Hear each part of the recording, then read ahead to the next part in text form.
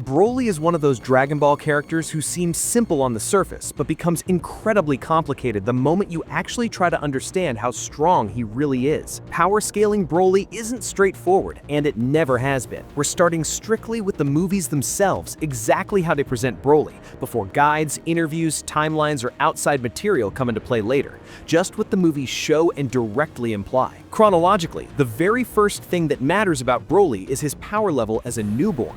Unlike every other Saiyan we know, Broly is born with a power level of 10,000. And this is not him powered up, not transformed, not raging. This is him at birth. That number alone is enough to completely break King Vegeta mentally. King Vegeta, the strongest Saiyan of his era, doesn't even hesitate. The moment he realizes what Broly is, he orders the baby to be executed. And this is where things already start getting strange. A grown Saiyan assassin stabs Broly with a blade nearly the size of his entire body. This should be fatal. Any normal Saiyan baby would die instantly, but Broly doesn't. He survives the stabbing, survives the bleeding, and is thrown away with his father Paragus like trash. On its own, this scene doesn't make logical sense, and the movie doesn't pretend that it does. Later revelations make it clear that Broly is not a normal Saiyan in any sense. Then, Frieza destroys planet Vegeta. This is not a small explosion. Frieza uses enough force to completely vaporize a planet with 10 times the mass of Earth,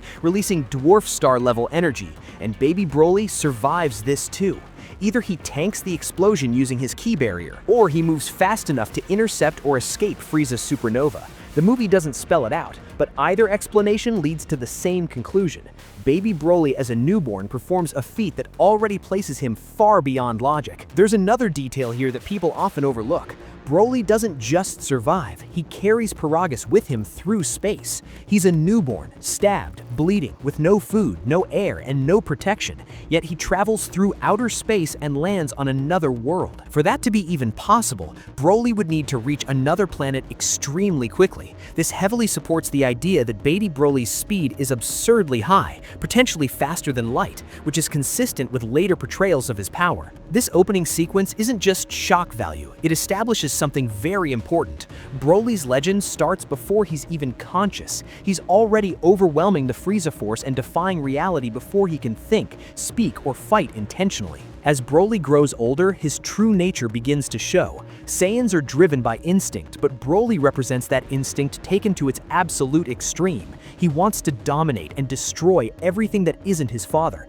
Even that instinct, however, has limits, because Paragus controls him. Using a control device, Paragus suppresses Broly's power and directs his rage outward. This leads to one of the most misunderstood feats in the entire Broly trilogy, the destruction of the South Galaxy. What Broly does here is not simply blowing up a galaxy in the casual sense people imagine. The South Galaxy is effectively erased as a functional quadrant of the universe. King Kai himself states this, and Paragus doesn't even consider the South Galaxy a factor anymore when talking about conquest. It's gone, and this is crucial. This was done by a restricted Broly, not his full-power legendary Super Saiyan form. Another unique trait becomes apparent here, Broly's aura. Unlike most Dragon Ball characters, Broly's power leaves a residue. His ki doesn't just flare up during battle, it lingers, it dominates environments, it has presence. Even when he's suppressed, his aura alone overwhelms those around him. This is something very few characters in Dragon Ball ever demonstrate. When Broly is finally revealed to the Z-Fighters as the legendary Super Saiyan, the power gap becomes humiliatingly clear. Vegeta, even as a grade 2 Super Saiyan, cannot make Broly flinch, not even a little. And then Broly transforms fully. Here's where many people misunderstand the movie. Broly isn't going all out, not even close. He toys with everyone, first in base form, then in Super Saiyan, then again when Goku powers up further. This is why the fight feels so long. It's not because Broly is struggling, it's because he's playing. Even Goku reacts differently to Broly than almost any other opponent. When Broly appears, Goku doesn't rush in, he runs. He actively avoids fighting him. Broly even has to threaten to destroy the planet just to force Goku to engage. And when Goku realizes how dangerous the situation is, he tells Gohan to run for his life. That alone tells you how Goku is scaling Broly in his own mind. There's a small but important detail here. This movie takes place in a separate continuity, but the Cell games still exist in this timeline. If Goku's plan against Cell was similar here, it's entirely possible that Goku didn't believe even Super Saiyan 2 Gohan could beat Broly. That's why he doesn't encourage Gohan to fight, he tells him to escape. Broly continues to dominate, gaining more and more extreme statements. Even official materials describe him as a being who will eventually destroy the universe. This isn't portrayed as a single instant attack, but as a relentless process, planet by planet, star by star, driven by his enjoyment of destruction, similar to Kid Buu's role among Majin forms. Another odd but consistent trait of Broly is his ki control. At times, he appears like a mindless berserker. At other times, he shows precise sadistic control, curving blasts, manipulating energy, and overwhelming opponents effortlessly. This inconsistency isn't a flaw, it's part of his character. Broly fluctuates between calculated cruelty and raw instinct. Now we reach the most debated moment, Broly's defeat in Movie 8. Goku defeats Broly using a empowered by everyone else's energy. This detail is critical and must be understood correctly. Before this moment, Broly is completely dominating Goku even after Goku absorbs power from the others. Broly isn't losing, he's toying with him, trying to break him mentally. The turning point comes from three factors happening at once. First, Goku receives an additional boost, including Vegeta's power, which Broly underestimates. Second, Broly is caught off guard, not physically, but mentally. Third, Broly experiences a PTSD-like reaction that breaks his focus entirely. In that instant, Broly is no longer consciously fighting. That's when Goku lands the decisive blow. It is not a conventional victory. It's not Goku overpowering Broly in a fair clash. It's a perfect storm of circumstances that allows a single opening, and the movie itself treats it that way. Even after this, Broly survives. Which brings us to regeneration, another trait almost exclusively for Broly. As a baby, he survives fatal wounds. As the legendary Super Saiyan, his body visibly tears itself apart and then restores itself. After Goku blasts a hole through his chest, Broly heals completely by the time he reaches Earth again. Bio Broly later confirms this ability even more clearly, with his body constantly melting and regenerating. Broly also does something no other Saiyan consistently does. He gains ki as he fights. While most characters lose stamina, Broly ramps up endlessly. His power doesn't decline, it grows.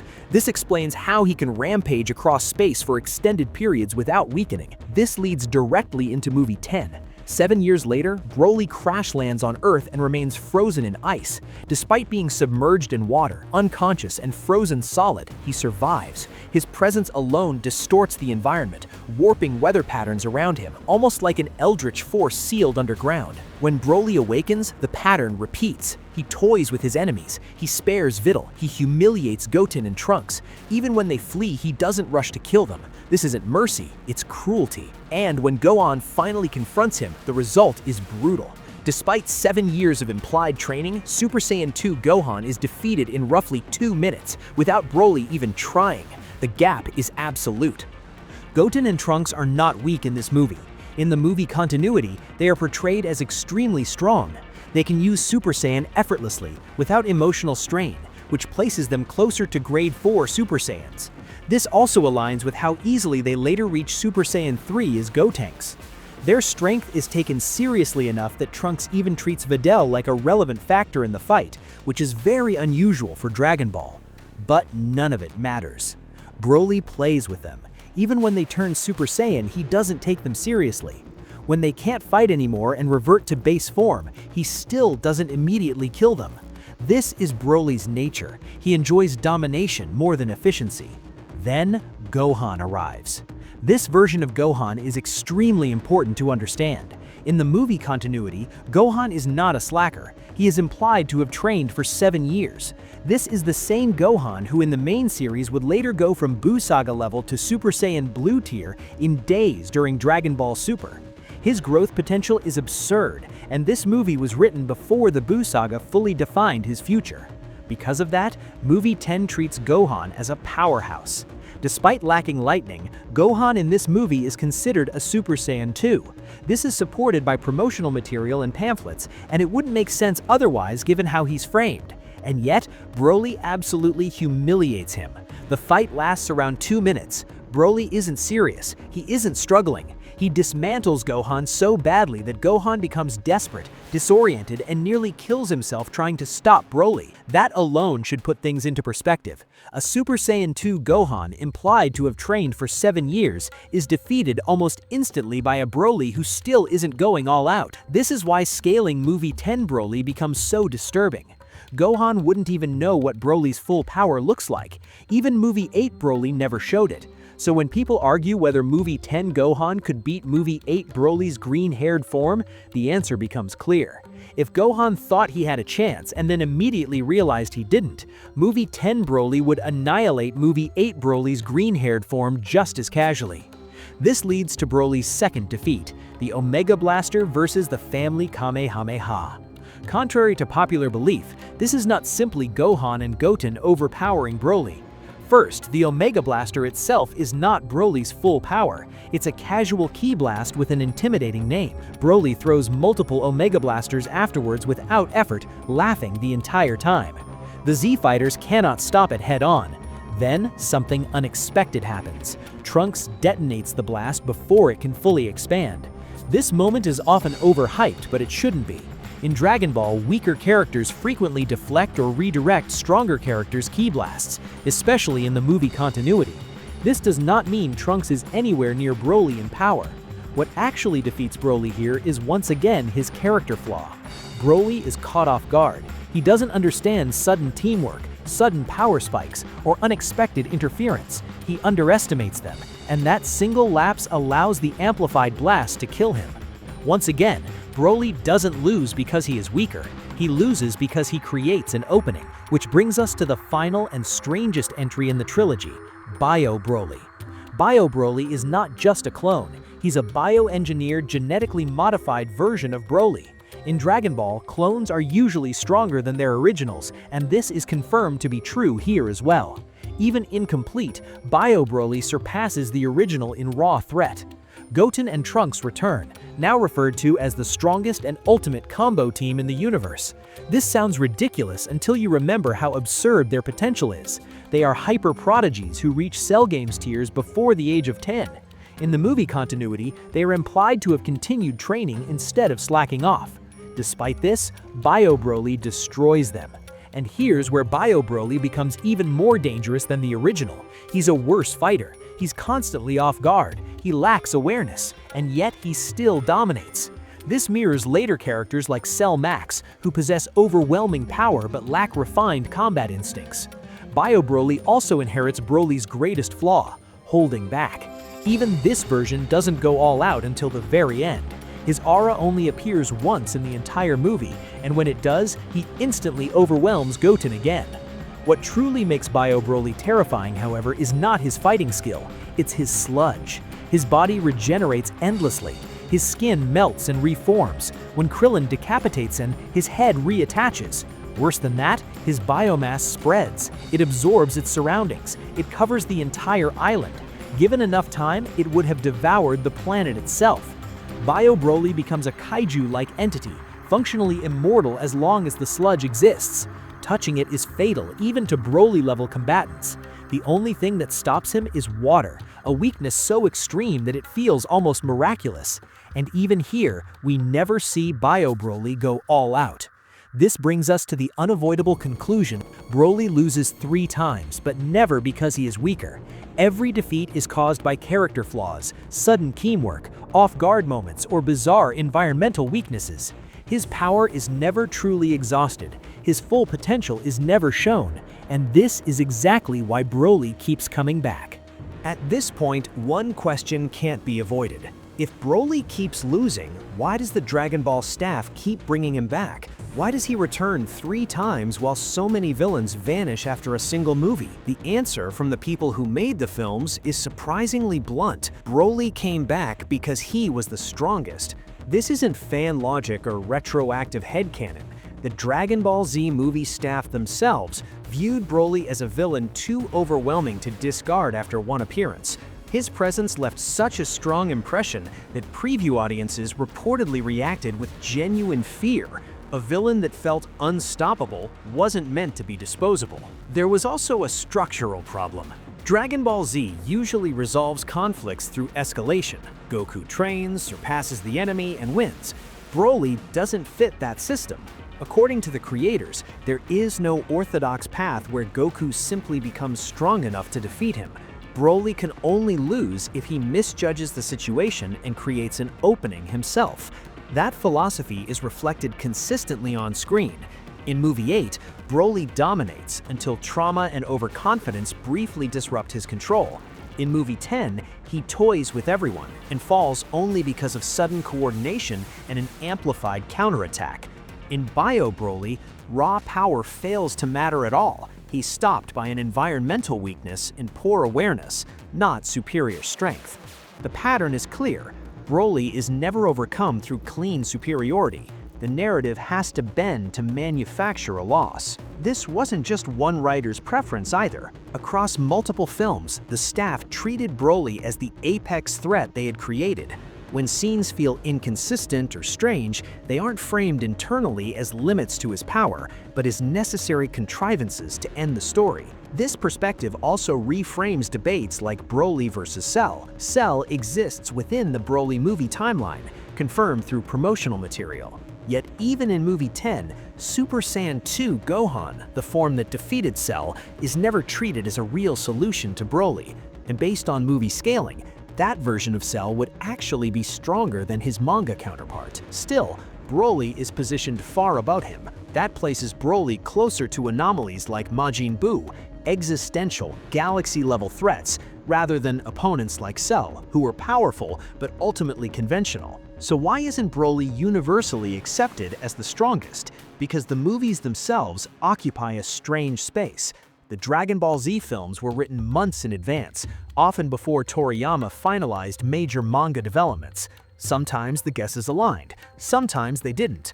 Instead of rewriting everything, the solution was to treat the movies as parallel what-if timelines. That explains the inflated power scaling, Gohan's continued training, and the absence of characters like Vegeta and Piccolo in Movie 10. And it doesn't weaken Broly's case, it strengthens it. Within his own continuity, Broly is always treated as an apex predator. Even his losses are framed as miracles, accidents, or narrative loopholes. They are never clean victories. Bio Broly complicates things further. In raw potential, Bio Broly may actually surpass every prior version. His regeneration approaches immortality, his sludge absorbs environments, his kaiju-like spread threatens planetary collapse. Yet he's also a combat failure. Like later characters like Cell Max, Bio Broly possesses overwhelming power but no refined awareness. He's instinct-driven, frequently off guard, invulnerable to interference. Under the right conditions, that makes him easier to stop, not because he's weaker, but because he's unfocused. This reveals a consistent rule in Dragon Ball movies. Power alone doesn't decide victory, character flaws do. Broly doesn't lose because he lacks strength. He loses because of who he is. He toys with enemies. He dismisses teamwork. He struggles with sudden emotional shifts and unconventional tactics. Weaker characters don't surpass him, they exploit him. That's also why Broly is treated less as separate incarnations and more as a single concept. Movie 8, Movie 10, and Bio Broly all represent the same force repeating across variations. So where does Broly actually rank? A fair conclusion, aligned with staff intent and on-screen portrayal, is that Broly stands at the top of Dragon Ball Z's villain hierarchy, above Cell, above Majin Buu, above Janemba. In that sense, Broly represents the ceiling of Dragon Ball Z's villain design, a being so powerful that the story itself has to cheat to stop him. That's why Broly keeps coming back, not because he loses, but because even when he does, it never feels like he should have.